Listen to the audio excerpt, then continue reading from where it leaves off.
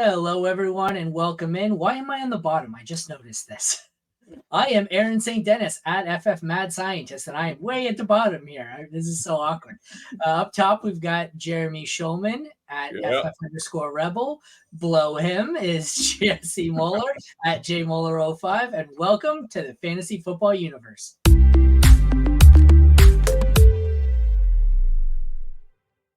No, I'm just kidding. I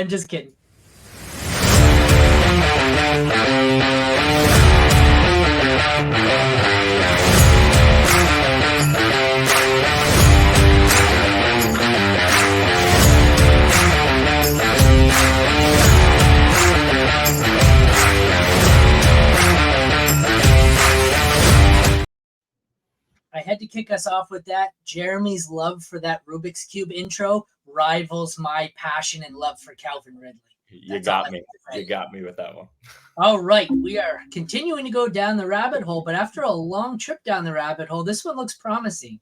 I'm not sure how he was so far down the PFF list. That's what I went by, their big board for rankings. So he's actually been better than some of the other guys we've done recently. So yes. Yeah, the 2024 rookie sneak peek of Jalen McMillan, Washington wide receiver. Hailing from Fresno, California. Which one of you wrote this? Jesse? Jeremy? Jesse. All right. This one's written by Jesse. You can check out the full write-up over at fantasyfootballuniverse.com. Jalen McMillan is hailing from Fresno, California, and attended University of Washington after graduating from San Joaquin Memorial High. Was a 4-star prospect coming out of high school in the 2020 recruiting class. Ugh, tongue tied. During his freshman year, it was a shortened season. He played only 3 games and failed to make an impact, finishing the year with just 1 catch for 16 yards. Ended up being redshirted. In 2021, he came back and he displayed his full potential. He finished with 39 catches, 470 yards, and 3 touchdowns. Followed that up in 2022 with 9 touchdowns, a receiving total of 79. Got me backwards here. You wrote me. Why you gotta do that? I know. Why you gotta do that? I can't handle it. I have a format: receptions, yards, touchdowns. He has 79 receptions, 1,080 yards, and 9 touchdowns. You guys just screw with me sometimes, right? That's what's going on here. You guys just you know what I did? Hey.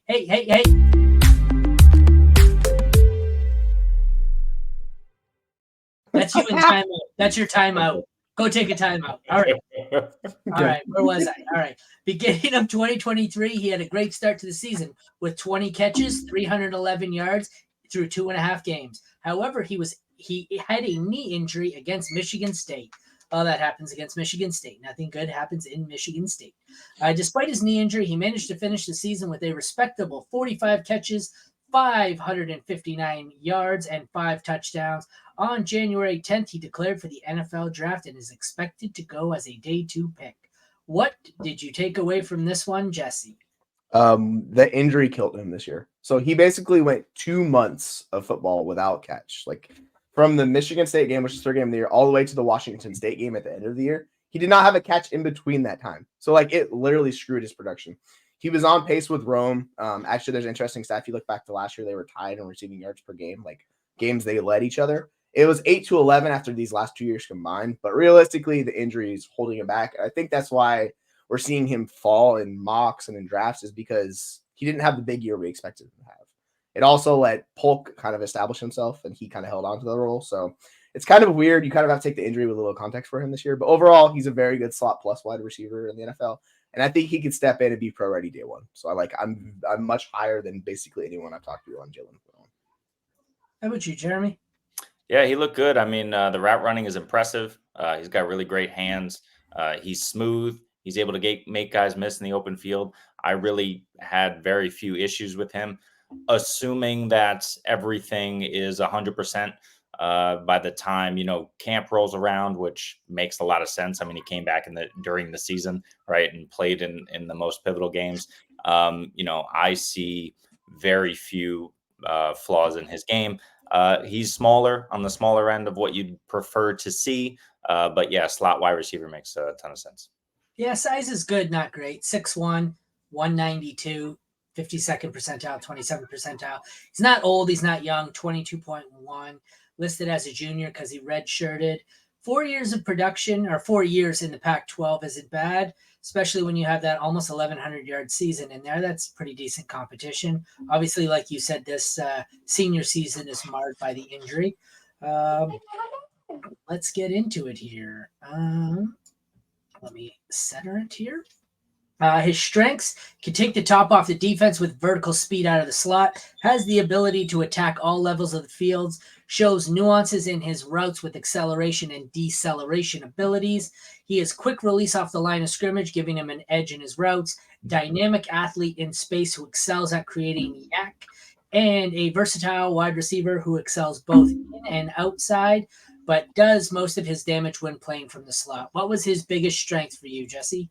It's how basically good he is at creating consistent separation, and then his ability to like take it off. So like it's a vertical slot plus player, similar to Roman Wilson, who we'll talk about in a little bit, but he can do a lot for an NFL offense. And the fact he's so pro ready, I think that's the best thing for him moving forward. Like he'll step in day one and he'll be one of the like wide receivers on an NFL team. So like he has a very high floor. I'm not sure about the ceiling case, but I think he has a very high floor for an NFL player. Mm-hmm. How about you, Jeremy? I think what you're hoping for is, another one of Jesse's favorite players, I assume, Tyler Lockett over there in Seattle. Just a guy who can kind of do it all, and spread the field, help to spread the field, but also catch the underneath and do the dirty work at a size that's kind of a little bit smaller than you would expect, right? Like playing a little bit bigger than he is and collecting all that stuff underneath. So, he's one of these guys who. I don't necessarily see anything incredibly elite from him, but a lot of his traits are pretty darn close. He's good at a lot of different things. And, you mentioned the separation, the speed. His hands were also really good, and just made it kind of easy for Penix. If you think about Penix and what he was working with Rome and this guy, and then Polk stepping in, I mean, no wonder they made it all the way to the championship. All right, on the weaknesses side of things, he can be bothered by physical players due to his thinner frame. Willing run blocker who lacks bulk to be an asset in the run game. From time to time, he's prone to concentration drops and would like to see him improve his ability to break tackles. Any of those any of those deal breakers for you, Jesse? No, you kind of know that with a guy of his frame, like he's not going to be the best run blocker in the world. It's just a size thing. Like he's a little skinny. The bigger concern if you want to chase the upside is the lack of like his yak from breaking tackles. He's good at avoiding tackles, but if someone gets him, he basically goes down. So I'd like to kind of see him improve in that area if there's anywhere in that. You got anything there to add that you noticed, Jeremy? No, I think we said it all. He's pretty darn good. There's nothing crazy, and he should excel, but in probably a limited-ish role in the NFL. I was just looking at. It's funny at the mock draft database there. It's funny how his consensus is the third round. Who did we do earlier where it was like a fifth round receiver and their consensus was 8th overall? Sometimes these I don't understand how they come up. So was it one analyst just came on and said, "I loved it." Oh, was it Horton? I love Torrey Horton. I'm going to draft him 7th overall, and that became his consensus because nobody else drafted him. So that's how that works. Jesse has Jalen McMillan going in round 3 to Cleveland, which I think is where I had Horton going, except 2 rounds later. So you get the sense we believe that the Browns are in need of some form of receiver. I think this one does them a lot more good than Torrey Horton would have done. What are your thoughts here? What do you think? You think he falls to day 3? Do you like him here? Do you think this? Why this landing spot? So I like it because he gives them something they're lacking. And I know we liked Elijah Moore coming out, but he was terrible last year. Like all of his metrics and efficiency were just awful. And even with Joe Flacco, like it was not good. So I think Cleveland kind of is that point with he's 3 years in the league. We kind of know who he is at this point. So you want someone who gives you just a better version of that coming out of the slot. Because Elijah Moore plays a lot of the slot, but he just wasn't very good. So they needed someone else to help offset Amari Cooper and David Njoku. Because when you take them away, they don't really have much else in the passing game. So I think bringing in someone like McMillan, who is a good wide receiver, and ideally you hope he hits for them, like that just improves their offense overall. And you can do a lot of things for them outside the slot.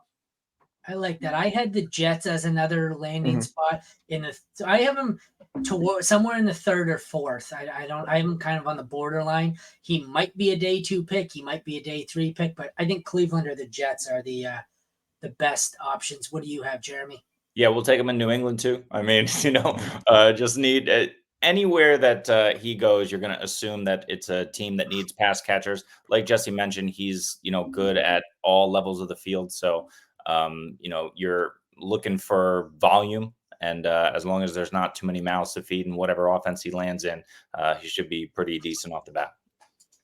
All righty. I think that is a wrap. A much better prospect than Horton was.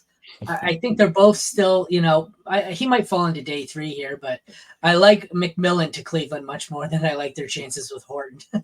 Me too. Me too. I think he's a much better player. I'm not sure why he was ranked so far down in the consensus, but I like him much more. It could just be the injuries. So. Yeah, I think so. I think that's the big issue with him is the injuries, really. Because if you go to last year when it was him and Rome, like the two guys in the offense, they both had high like NFL hopes from scouts and looking at them moving into this year. The injury really derailed his season. So someone's getting a discounted player who has a higher profile than usually got some. All right. Well, that is a wrap on the 2024 rookie sneak peek of Washington wide receiver Jalen McMillan. For Aaron, Jeremy, and Jesse and his daughter, thank you all for tuning into the Fantasy Football Universe. Head over to the website, fantasyfootballuniverse.com, for the full write-up, or check back tomorrow for the next player in the series. Thank you all for tuning in. Take care and have a good day.